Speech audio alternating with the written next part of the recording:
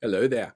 Today marks the 2 month point before this year's general election, and I thought now would be a really good time to break down why it is so important that you get out there and vote.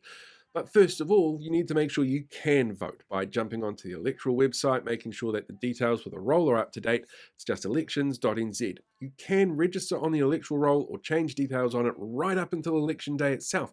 It's just really super fiddly to do it in the polling station. It's easier just to get it out of the way now. And if you've moved house or you've turned 18 before the election, just make sure those details are there and good to go.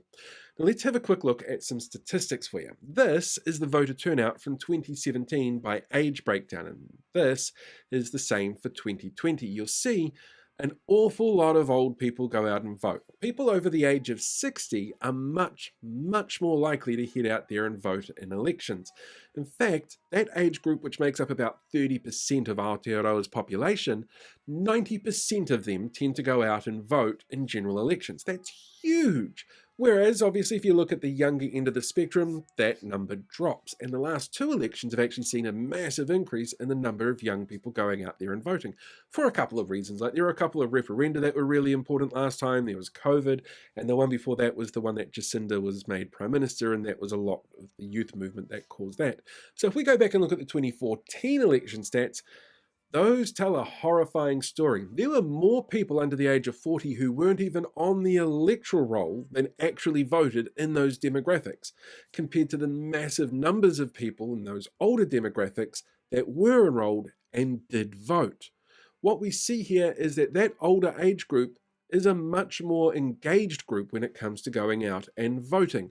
And that means that you get what they want. If younger people don't vote and older people do, you get what the voters vote for, which could be kind of horrifying if you think about somebody like this getting back into Parliament. On top of that, there's other influences that come into play as well, like Facebook. 70% of all Kiwis are on Facebook, but the majority of users are over the age of 40, which means that you're seeing a lot of influence come through from there, especially in the way that algorithms feed information to people and basically create little bubbles of information that people stay in. Gives them the wrong impression as to how people are thinking, but it also drives how people are going to vote.